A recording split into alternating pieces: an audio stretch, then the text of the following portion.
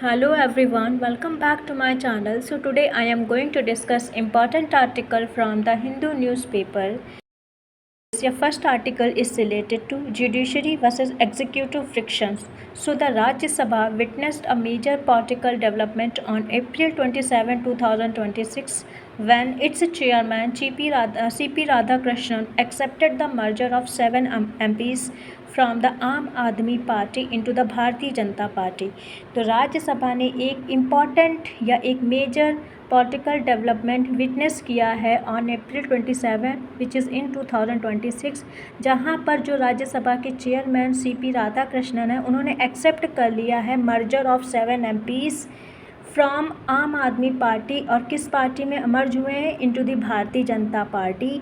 तो this move significantly Altered the strength of parties in the upper house, boosting the BJP's number while reducing up to a marginal presence, and has sparked political and legal debate under the anti-defection law। तो ये जो move है ये significantly इसने change कर दिया है strength of parties, मतलब जो अपर हाउस राज्यसभा में भाजपा की जो सीट्स और भी इंक्रीज हो गई हैं, बूस्ट हो गई हैं, जबकि आपकी रिड्यूस हो चुकी हैं। वो अब एक मार्जिनल प्रेजेंस रह गया है आपका इन द राज्यसभा, और इससे क्या हुआ, इससे एक स्पार्क्ड हुआ है, रेज हुआ एक पॉलिटिकल और legal debate under the anti defection law. First point is Rajya Sabha chairman C.P. Radhakrishnan officially accepted the merger of 7 आम आदमी party MPs into the Bharatiya Janata party on April 27, 2026।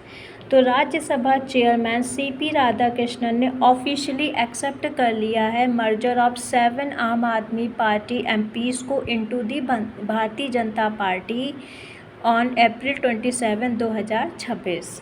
Second point, the 7 MPs include Raghav Chadha, Sandeep Pathak, Ashok Mittal, Swati Maliwal, Harbhajan Singh, Vikramjit Sahane and Rajinder Gupta।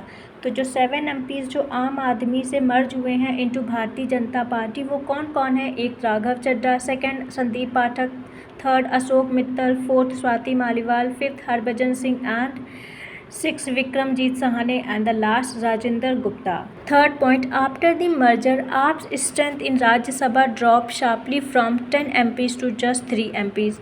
तो after मतलब merger के बाद जो आपकी strength थी इन the Rajya Sabha वो मतलब drastically dropped हो गई है, जहां पर 10 MP थे राज्यसभा में, अब केवल जस्ट 3 MPs रिमेन है in Rajya Sabha. 4 point, at the same time BJP's strength increase to 113 seats in the Rajya Sabha, bringing it closer to the majority mark. और एट द सेम टाइम जो भाजपा की जो स्ट्रेंथ है वो इंक्रीज़ हुई है 113 सीट इन द राज्यसभा, जो क्लोज़र है majority mark in the Rajya Sabha. 5 point, the NDA which is BJP led alliance has now crossed around 140 plus seats, extending its dominance in the upper house। तो जो NDA alliance है, national democratic alliance, वो जो Bhajpa lead alliance है उसने cross कर दिया है अराउंड 140 प्लस सीट्स, और क्या हुआ, उसका जो डोमिनेंस है इन द राज्यसभा में वो अब स्ट्रेंथन हो चुका है या बढ़ गया है। 6 point, the merger is considered legally valid under the anti-defection law because 2/3 of AAP's Rajya Sabha MPs joined together, which qualifies as a merger।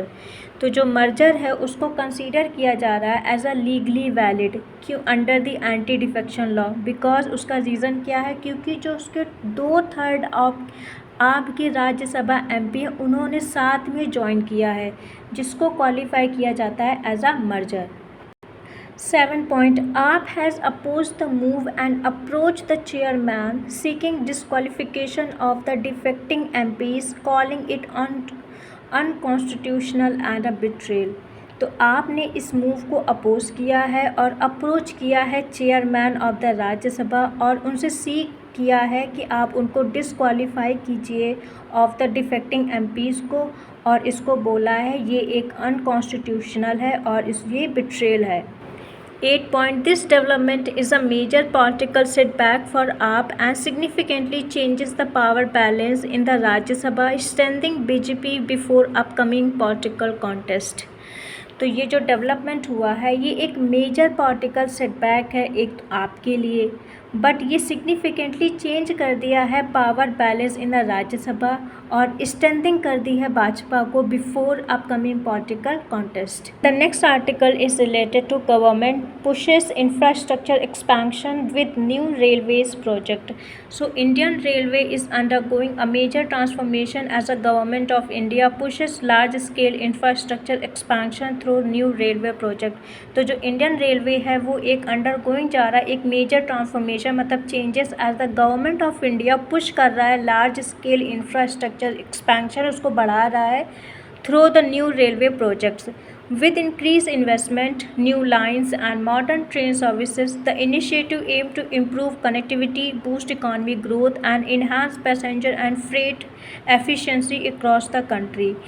तो जो इसका एम्बिशन क्या है, एक तो इंक्रीज होगा इन्वेस्टमेंट, न्यू लाइंस क्रिएट की जाएंगी, मॉडर्न ट्रेन सर्विसेज प्रोवाइड की जाएगी और इनिशिएटिव जैसे एम होगा टू इम्प्रूव की जाएगी कनेक्टिविटी को, बूस्ट होगी इकॉनमिक ग्रोथ और इन्हांस इंक्रीज होगी पैसेंजर और फ्रेट एफिशिएंसी अक्रॉस कंट्री।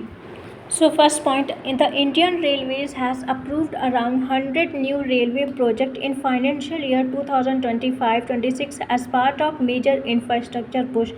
तो इंडियन रेलवे ने अप्रूव कर दिया है around 100 new railway project in financial year 2025-26 as a part of major infrastructure push for Indian railways.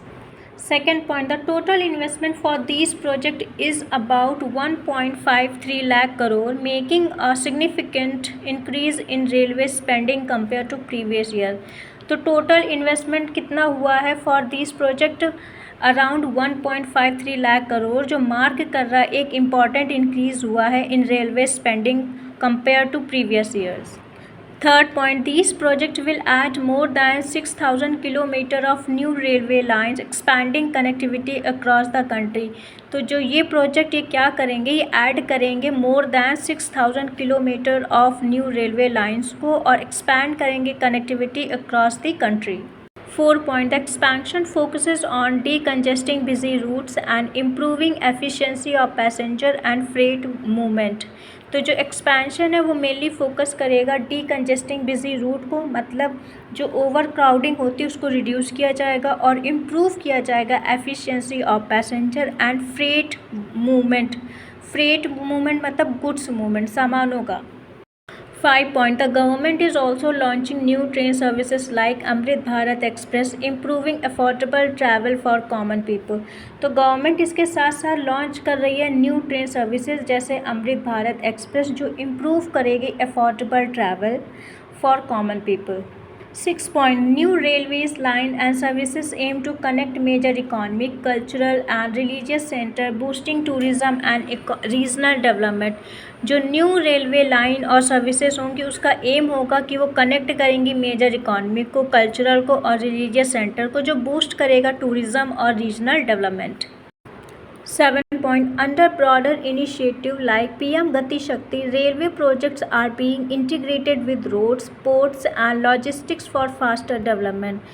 तो अंडर जैसे ब्रॉडर इनिशिएटिव जैसे हो गया पीएम गति शक्ति, उसमें क्या होगा, जो रेलवे प्रोजेक्ट हैं उनको इंटीग्रेट किया जाएगा विद रोड्स, पोर्ट्स और लॉजिस्टिक। इससे क्या होगा, इससे इम्प्रूव होगा और फास्टर डेवलपमेंट होगी। 8 point, the government has also planned record capital expenditure around 2.9 lakh crore plus in recent budget to modernize railways including station, high speed corridors and freight system. तो government ने अभी recent जो budget launch हुआ था 2026 में, उसमें capital expenditure के लिए रिकॉर्ड किया था, मतलब पैसे अलॉट किए थे अराउंड 2.9 लाख करोड़। किस लिए, टू मॉडर्नाइज किया जाएगा रेलवेज़ को including station, high speed corridors और फ्रेट सिस्टम।